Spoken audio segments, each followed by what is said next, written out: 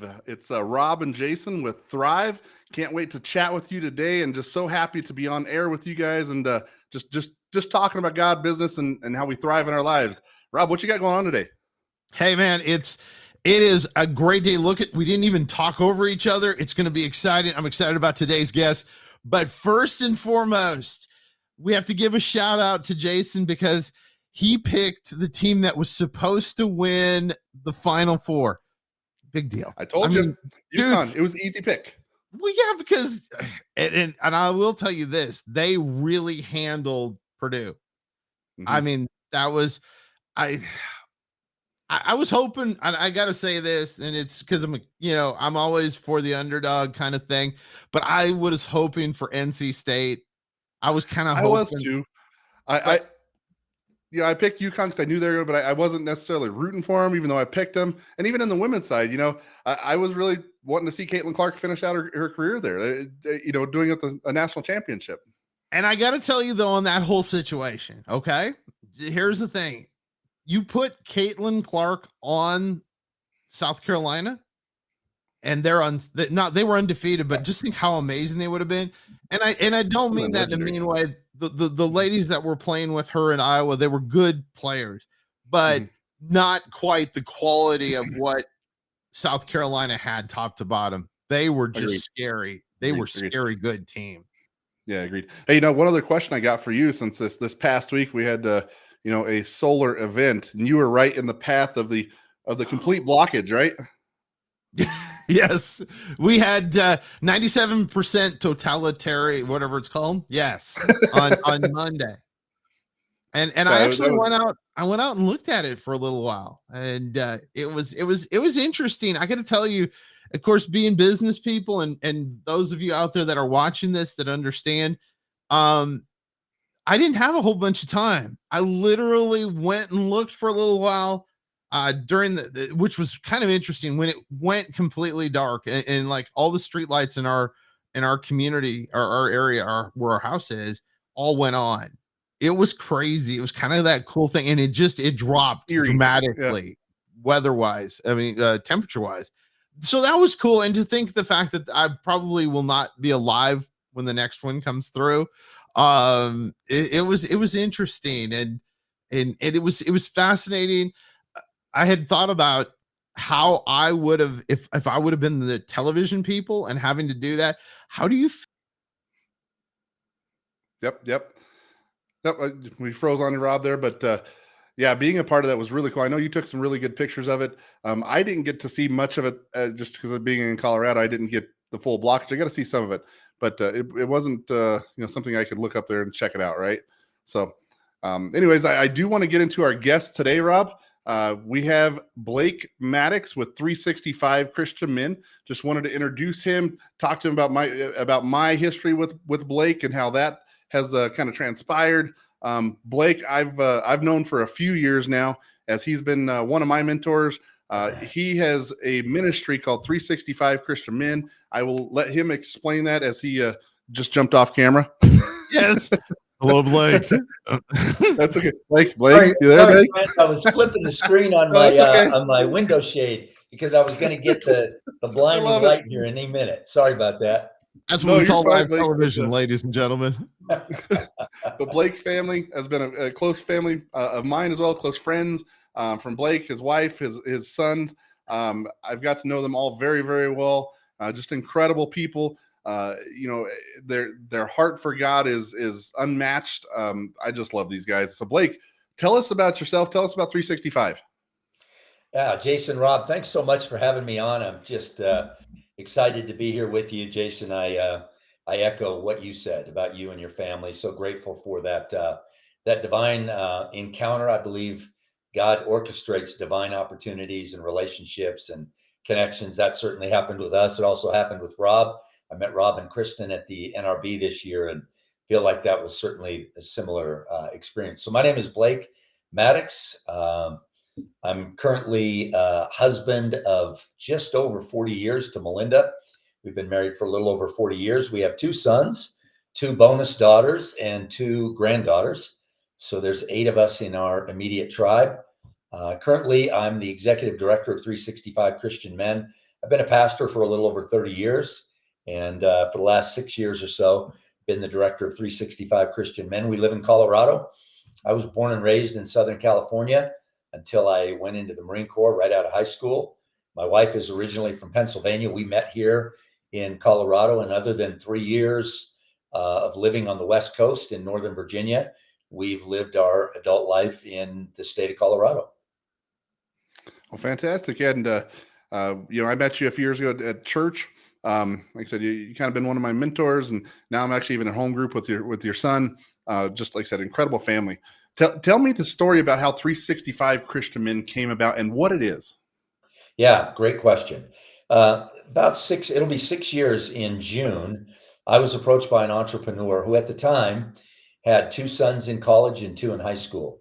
And he, obviously thinking about their future and God's plan for their life, thought, I want to create something that will inspire my sons to serve the Lord and run the race that God's got set for them. So we sat down and dreamed about what that would look like. And the thought came out that we would create a daily story for men based on the scripture reference in Hebrews chapter 12, verse 1, that we're surrounded by a great cloud of witnesses that have run their race, and now we're running our race. And so he wanted to create stories, short stories about historical and modern day men, so that men could watch these stories, listen to these stories, read about these stories, and be inspired in their own lives. And so we set out on that journey in 2018, the middle of 2018. And I'd say partway through that first year, 18 months, we realized that our initial plan of creating an ebook and print on demand was going to expand to audio stories, MP3, and then even video stories, MP4. So we've been working on that now for the last several years, and are continuing to see that grow and expand. Yeah, seeing the journey that I've just came in the last couple of years of this, seeing the journey of 365 Christian Men, and what that where it was at to where it is now. Even it's significant growth in getting these stories out there. One thing that really resonated with me with 365 Christian Men is it's all about the stories and the testimony. And I love the verse that you guys you really tie this into about running your race. It's really, really cool in how you've done that. So your background, like, was as a pastor before this, right? Yeah, as a pastor for decades, and then spent a lot of time working with men. And so it wasn't something unfamiliar to me. And I think what you just said, Jason, is really something that we didn't anticipate. When we started this, we really thought it was going to be something Western, for the US. We didn't anticipate it becoming something that would be global. But what we were pleasantly surprised by was that it kind of took a life of its own. As we started sharing the stories and using social media platforms, we saw it increasing in its expanse and growth, and becoming literally a global community. And so because of that, we shifted the way that we distribute the content and get the stories out there to men, because we realized that this was not just something that would appeal to men in the US, but that it would really resonate with men across the world. Yeah, that's incredible. We'll throw up the QR code here where people can they can get this, because you have it on an app, you have it text messaging, you have it a website, you have multiple different ways for them to get these stories, right? Yeah, absolutely. Pretty much all the social media platforms, but we've also created a website, like you said, an app. And then for those that prefer to get the story daily via text, we also have that resource. So how long is the stories that they are every day? Yeah, every story is 10 minutes or less every day, and it is a single event in a man's life. So what we did not want to do, we actually hired ghostwriters to create these stories for us.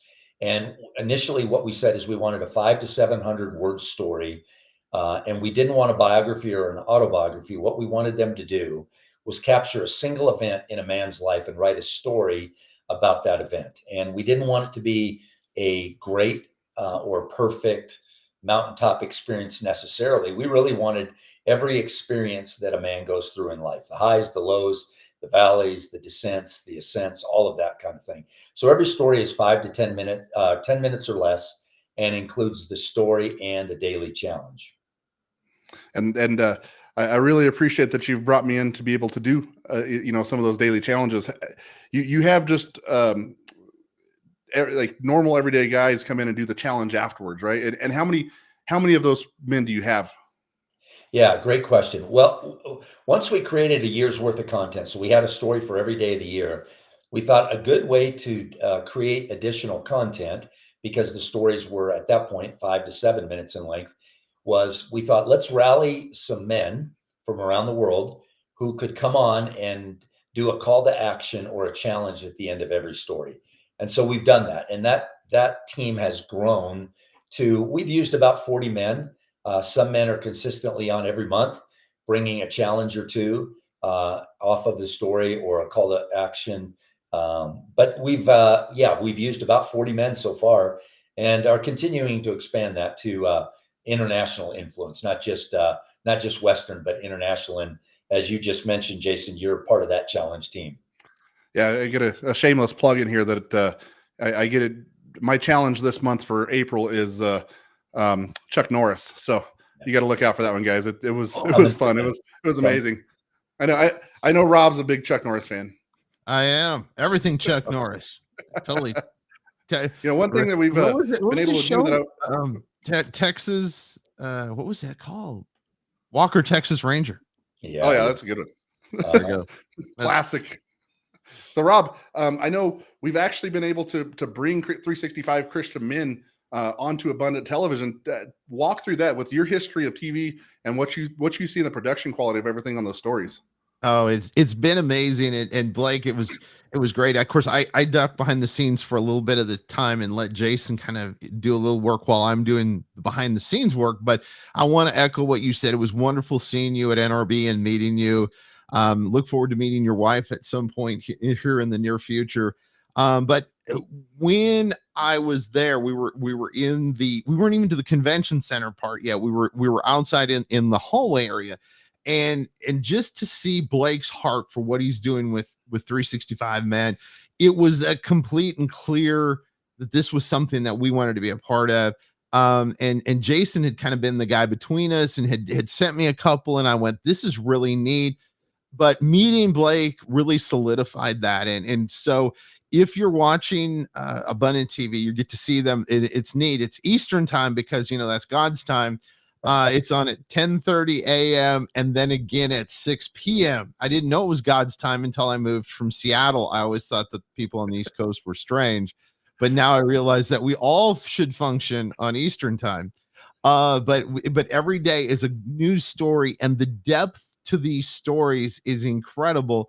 And hooked me and got me excited about this stuff. And we're just so thrilled to be able to work with Blake and his team to bring these stories around the world via Abundant TV. And Blake, kind of walk people through the process of picking some. I was curious about this. I've never asked you this, so I'm asking you on air, which is always exciting. But what is the process of picking a story, a man that you're going to highlight? Yeah, great question. So initially, what happened was we populated a spreadsheet before we invited anybody else into the process. Myself and the owner populated a spreadsheet with a year's worth of stories, and then we really talked through those stories. And then what we did is we hired ghostwriters, and these were believers. We gave them the latitude of doing some research and study on the life of a man, and then choosing a single event in that man's life to write about. And the beauty of that was we had some 40 plus writers writing the 365 stories, men and women, and just ask them to seek the Lord about what the story should be on. And then I was kind of the gatekeeper of that, so that we didn't have 50 or 60 stories on one topic. So what we really wanted to do with the stories was we wanted a single event in a man's life, and we wanted everything from the struggles that a man has to the mountaintop experiences and everything in between, because we wanted it to be a reflection of real life. So we have stories about men that have been struggling with addiction and struggling with overcoming hurts, habits, and hangups, whatever it might be, and everything in between. We've got stories about, professional athletes, as you just mentioned, actors, Chuck Norris and professional clergy, and everything in between. We wanted it to really be a reflection of society today, because men have been emasculated in our world and in our society today. And we knew that men would give you 10 minutes a day. So what we wanted to do, white collar, blue collar, and everything in between, we wanted that man on his way to work that day or wherever it was to watch one of these 365 stories and realize that God is not through with them, that God's at work in their lives, and that God can do anything through a man that will yield to the Spirit of God. And so that was kind of the process. And then we began to put these and create these stories, and then it took on a life of its own, literally. That's awesome. Yeah, being a part of these stories and seeing them now for a while, they are incredible stories. And just that you cram all of what you just said into a 10-minute clip, and it's a full encompassing story of just a moment in their life, but also the challenge where that the gentleman comes on and talks about, okay, hey, this is kind of a reflection of that story. Now I'm challenging you to do a piece of this in your life today. So it isn't just their story, but it's also bringing to the forefront, something that they can actually implement today. And so it's an incredible ministry, what you got going on, Blake. And bring it back to the point a little bit ago where you talked about this, you were thinking about this being a Western thing. Well, it's turned globally. How did that work? Where are you at within that place? Talk about that a little bit. Yeah, great question. So we started seeing through analytics on social media platforms that we were expanding, and curiously, we weren't sure why. And then we did as much as we could with social media analytics, which is not a whole lot. And then we thought, let's be intentional about doing this. Let's make it easy for people around the world to access the content. And so we thought the best way to do that is to create an app, because in a lot of countries, people have access to mobile devices. Even in some countries, they're given mobile devices. And so we created an app, and we started promoting that app on our website and our social media platforms. And then it just began, if I could describe it, to ramp up very quickly. And then through a series of divine appointments, we came in contact with people similarly to Rob meeting you at the NRB. 2 years ago, I met a couple there at the NRB when we were in Florida, who have a ministry in India. And they were content starved. And I said, well, we want to give you the content. We give everything away, 365. These stories don't belong to us. We give them away. And so we started working with this team in India, and they started putting the stories on TV and radio in India. And then we found someone who was willing to help pay for translation into Tamil. So currently we're in India, reaching a little over 9 million people right now in Tamil. We're translating the videos into Urdu in Pakistan. And on January 1st, we launched into Spanish. So we created a Spanish website, and we launched into Spanish. And then just most recently in February, last month, we connected with a ministry called Lighthouse Arab World out of the Middle East. And our stories are being broadcast on radio in Beirut, Lebanon, and in the Middle East, some Middle Eastern networks. So just super exciting to see what God has done and what God continues to do. Yeah, that's super, super cool. And also now, just in our discussions off air, you were actually starting to minister on a weekly basis to some groups in Pakistan, right?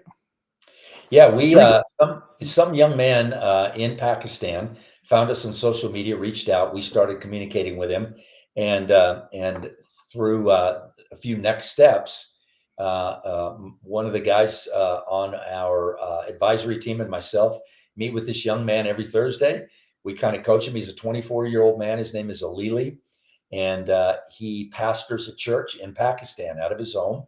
And so we meet with him on Thursdays and coach him a little bit, what pastoring is like and ministry is like. And then on Saturdays, we jump on a Zoom call with him, and we preach in his church on Saturdays in Pakistan. And then through some generous donations, we're 100% donor funded by one donor, but through some generous donations, we've been able to purchase some things for the church in Pakistan, a green screen, some speakers, microphone, books, Bibles, gifts, just some different things for the church in Pakistan.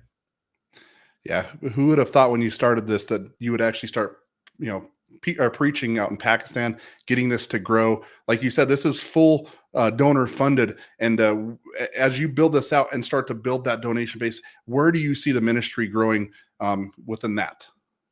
Oh man, that is such a great question. The beauty of what we do is we will never run out of stories. And the idea of gathering these stories is, first of all, to bring glory to God. These stories belong to God. They don't belong to us. What God's done in your life, Rob, your life, Jason, and my life, that glory belongs to God. So we're going to continue to create content. It's very expensive to do it the way we do it because we wanted to do it right. If we're going to glorify God through the power of storytelling, we wanted to do it well. So we're going to do several things. We're going to continue to create content, hopefully many international stories now that these doors are opening up. But the other thing is, we want to take advantage of the ministry opportunities. You know, God's economy works on and it flows through relationships. So when you create relationships with people through the power of story or whatever it is, that begins to open doors. And that's exactly what happened in Pakistan. So what we want to do is we want to, as God opens doors, begin to do what God's called us to do. So in other words, right now we've got an opportunity before us to start translating our videos into Hindi, which is the largest spoken language in India, over 503 million people in India.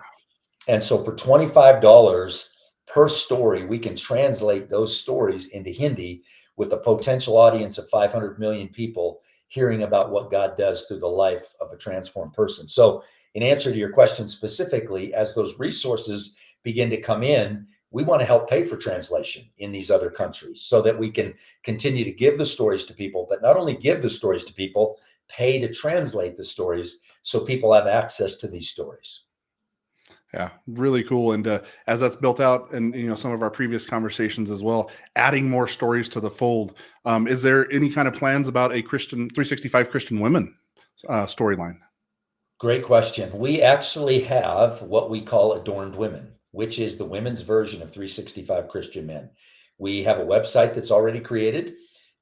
We have captured over 100 stories so far. And when I say captured, that means we've written the stories.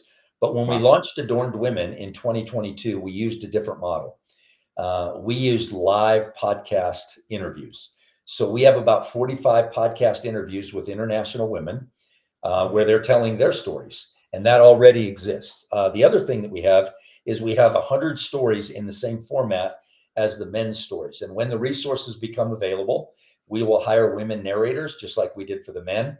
We will narrate those stories. We'll create video content behind that. And we will launch the fully orbed version of a 365 Christian Women, which is 365 Christian Women, which we call Adorned Women. Okay. That's cool. So yeah, I didn't necessarily know it was actually there. I know I've heard of Adorned in our discussions, but I didn't know you had that much stuff already put out there with it. That's really cool. Hey, so Blake, I want to ask you a question, Blake, and didn't mean to jump on you there, Jason, fine. But I wanted to do this because it was something that was said during that time you were talking. Tell people like this gentleman in Pakistan. Tell us at least some reactions you've gotten from people that have watched the videos and the stories. I would love to hear a story from you about somebody that's reached out to you. Yeah, a couple of them come to mind right away. Just yesterday, I got an email from a man who has been pastoring in Scandinavia for the last 16 years. He just resigned his church, and he's actually a saxophone maker. That's what he does by trade. He makes saxophones. And he reached out. He came across a 365 Christian Men story and challenge. One of our challenge guys, John Ramstead, and he actually reached out to John Ramstead, sent him a 17-minute video of the way that the 365 stories have impacted him. Ministry has beat him up and it wore him out, wore his family out. It took a great toll on him and his family. And he came across 365 and God used it to really minister to him. And so that's one story. Another one, the man that started Lighthouse Arab World in 2012 or 2013 was radically saved, born and raised in Tunisia, radically saved. They put a hit out on him and his family because he became a Christian, and they actually killed everybody in the apartment next door. So he and his wife fled to Lebanon, and started a media company. He came across 365 Christian Men, and God began to open the door up. And he said to me, men in the Middle East need to hear these stories.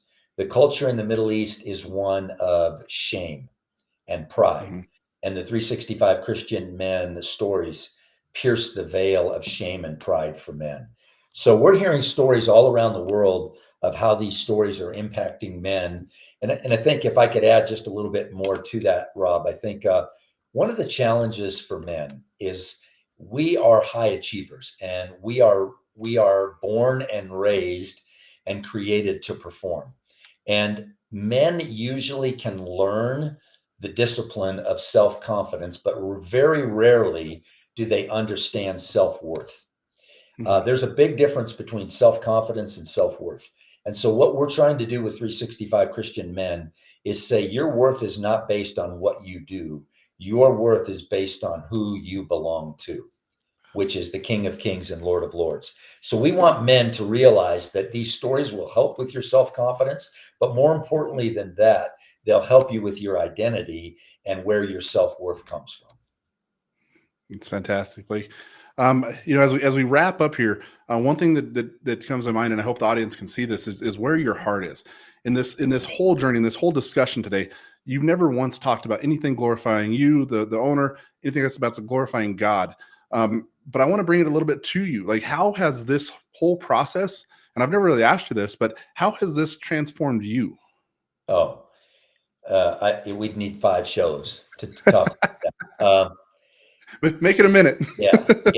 The truth of the matter is God is a God of redemption, and he's a redeemer. And he takes your mess and he makes a message out of your mess. And I've seen God do that in my own life personally for years and years and years.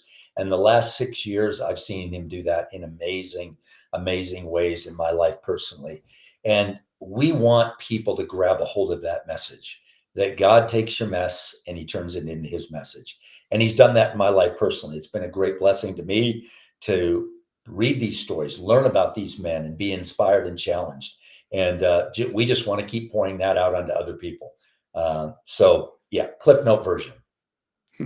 Yeah, and that's you can still get those stories down on that QR code. Go to the website, download the app, get into the text messaging stream so you can get those stories every day. Of course, download the Abundant TV app, and it's on there at 10:30 Eastern and 6 o'clock Eastern. Right, Rob? Yep, 6 o'clock. Yep, 10:30 a.m. Eastern, 6 p.m. Eastern. If you're in any other time zone, just go backwards from that. That's because it's God's time. Hey, listen, we want you to go out and live an amazing life today and thrive in everything you're doing.